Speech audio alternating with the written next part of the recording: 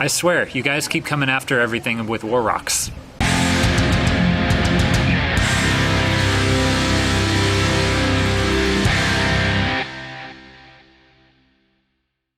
Hey everyone, thank you for tuning in to Team Forbidden's YouTube page again. Andrew the Collector, back with War Rocks.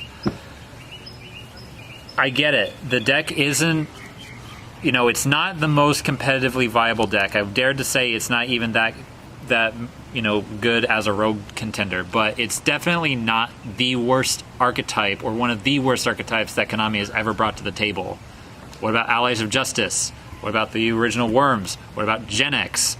There's so many other really bad archetypes out there that this deck would basically beat into the ground. Is it the best? No. If it came out a decade ago, it probably would be a good contender. Who knows? But it definitely doesn't deserve the shit that it gets from the general public. I mean, Farfa basically ate a Warrock Mountain on live stream to show hey, this deck is trash. But, whatever.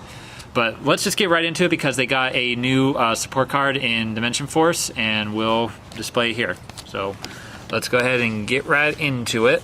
So to start off, it's going to be Warrock Fortia. The gimmick of War Rocks is that they get their effects off of doing battle.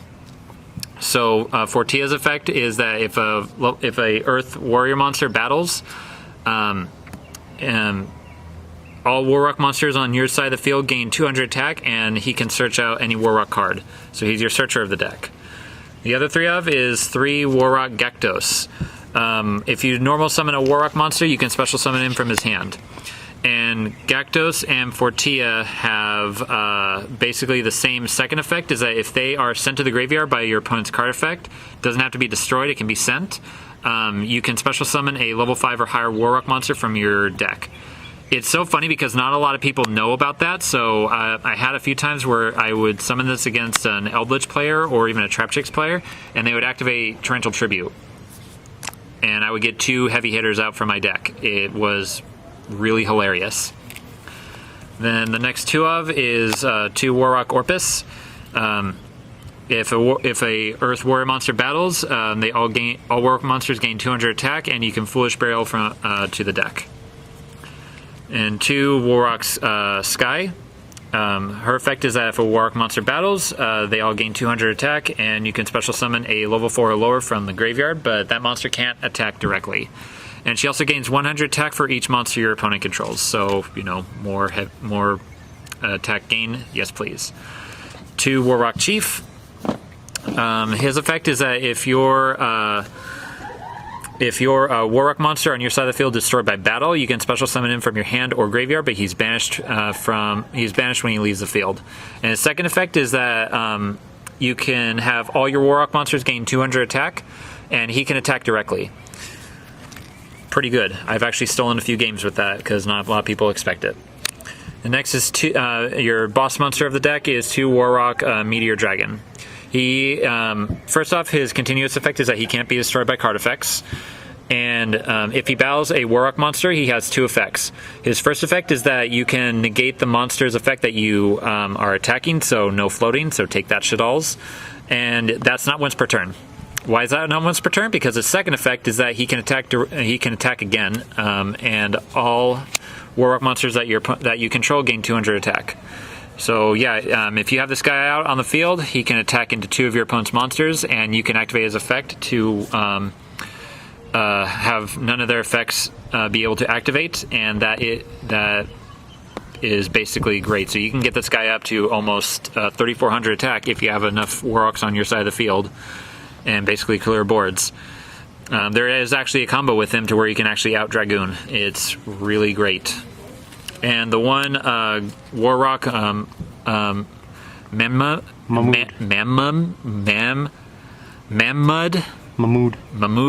or however you pronounce him. His effect is that you can normal summon him to your side of the field if you control no monsters, or if you only control Warrock monsters. And his effect is that if a warrior monster battles, all Warrock monsters you control gain 200 attack, and you can pop a spell or trap card out on the field. Really great. And we're running 2 Effect Veiler because this is a budget version of this deck, so you got to go with Effect Veiler. If you have Ash, you can substitute it for Ash or any other hand trap that you want. Off to the spells. The absolute spine of this deck is Warrock Mountain plus the Terraforming. Mountain's effect is that when it's like light stage, so when you activate it, you can search out a Warrock monster.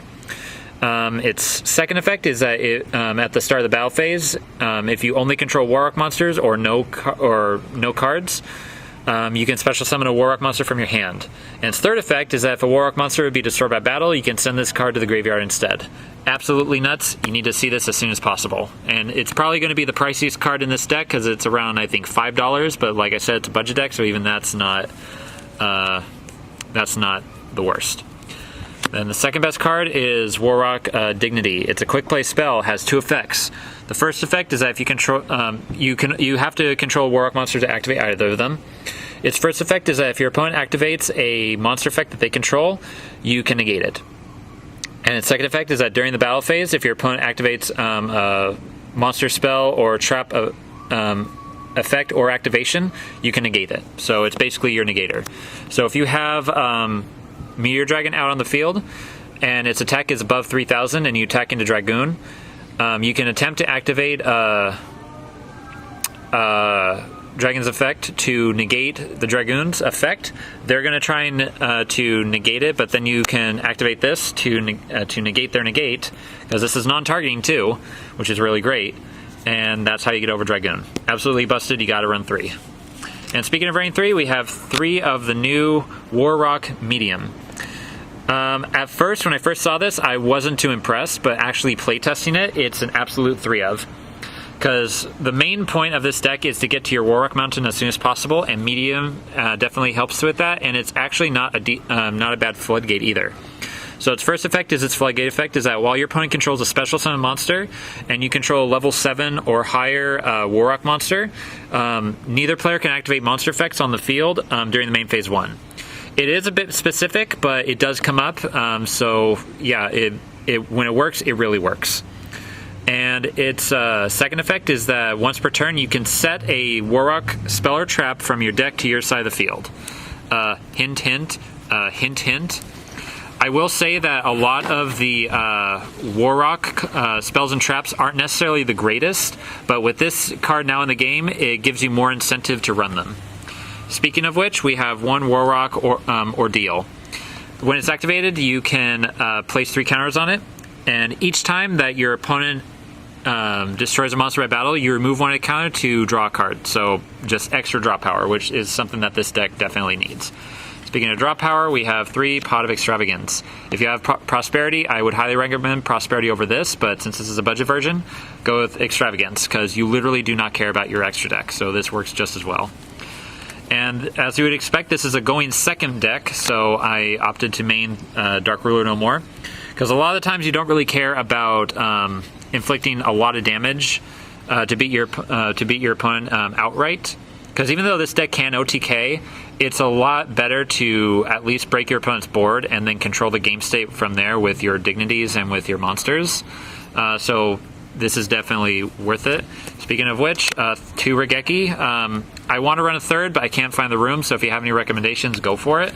And then 1 Begone Demon Child, because this deck really does hate hand traps. Then off to the traps. They're very simple. 2 Judgment and 2 Solemn Strikes. There is a card called it's not Unexpected Die. It's a Die Trap card, which is a normal trap card, to where when you activate it, you contribute a warrior monster you control to target and destroy a card your opponent controls, and then draw 1 card. If you have that, I would probably say take out the Judgments, but even then, I still think I might keep in the Judgments, but it's up to you with what you want to go to. And then the extra deck is literally nonsense. It's literally just a bunch of Super Poly targets. So if you have Super Poly, you can either main it or put it in your side deck. Plus I also have some Waking the Dragon targets in here, which you can run. But like I said, aside from that, this deck does not care about the extra deck. You can run in some rank 4s if you want. But a lot of the effects only work if you only control Warrock monsters. So with that, that is Warrocks. I think this is the second or third version of Warrocks. But yeah, they do not deserve the hate that they have been getting lately. I mean, are they the best deck? Absolutely not. But they, in the right circumstances, they actually can pull off a fight. I actually did go against Sword Soul with Manny not too earlier today, and yes, I got 2-0'd, but I did put up a relatively decent fight in the end. So if you guys like this deck, feel free to like, comment, subscribe, hit that bell for notifications, and please comment down below for any video ideas that you want us to see, because we are open to suggestions. Until then, we'll catch you guys later.